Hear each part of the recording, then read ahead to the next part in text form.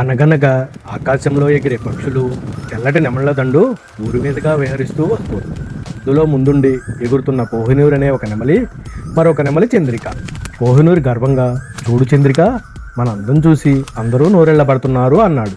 కింద ఉన్న పిల్లలు, పెద్దలు అందరూ ఆశ్చర్యంగా చూస్తే వావ్, ఎంత అందంగా ఉన్నాయి అనుకుంటున్నారు. కోహినూరు గట్టిగా రెక్కలు విప్పి ఊపడంతో చిందరవందరగా చిమ్మిన నీరు చుట్టూ చిమ్మింది. ఇక చెరువంతా మనదే, ఇక్కడ మనకంటే అందంగా ఎవరూ ఉండరు అని అతను పొగరగా అన్నారు.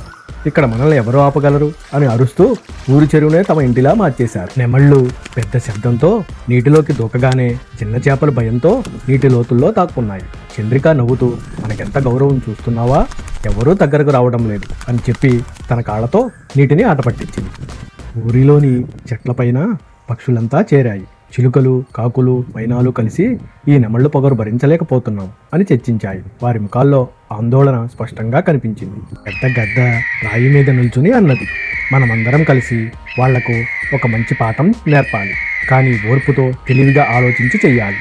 మిగిలిన వాళ్ళందరూ అంగీకారంగా తల ఊపారు. చిలుకలు చెట్టుపై కూర్చుని కోహినూర్ చెవిలో, ఈ చెరువులో రాత్రి దొంగలు వస్తారంట, జాగ్రత్తగా కూశాయి. కోహినూర్ ఒక్కసారిగా ఇరుకు చూపులతో చుట్టూ చూశాడు. ఒక రాత్రి పొగమంచు కమ్మినప్పుడు ఒక పెద్ద గబ్బిలం హూ హూ, చెరువు దొంగల కోసం చూస్తున్నాను అని భయంకరంగా ఎగిరింది. కోహినూరు చంద్రిక దగ్గర గుసగుసలాడుతూ, అదేనా ఆ దొంగ అని అడిగింది. రెండు నెమళ్ళు వణికిపోతున్నాయి. ఒకసారి తేనెటీగల గుంపు గింగిరాలు కొడుతూ వాళ్ల వైపు దాడికి వచ్చాయి.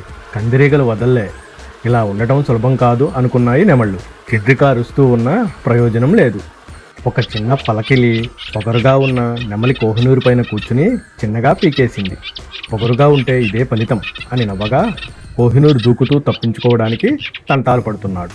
అన్ని పక్షులు కలిసి గట్టిగా కూతలు కూస్తూ, వినయం లేకపోతే ఇక్కడ ఉండకూడదు అని అరిచాయి. కోహినూరు చంద్రిక వెనక్కి తగ్గుతూ చెరువు నుండి దూరంగా వెళ్లారు.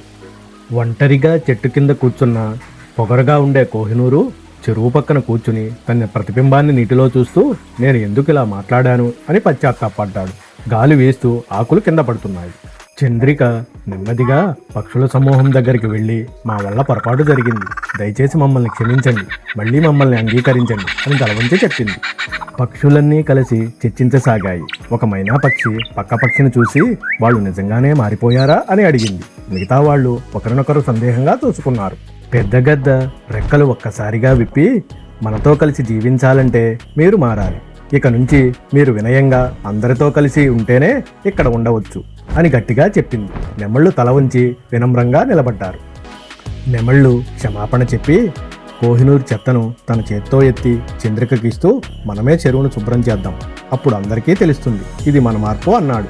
ఇదే నిజమైన మార్పు అని అంటున్నాయి చేపలు. పక్షులన్నీ పూలహారాలు వేసుకుని పండగ చేసుకుంటున్నారు. చంద్రిక ఆనందంగా నాట్యం చేస్తుండగా కోహినూర్ గానం చేస్తూ రెక్కలు విప్పాడు.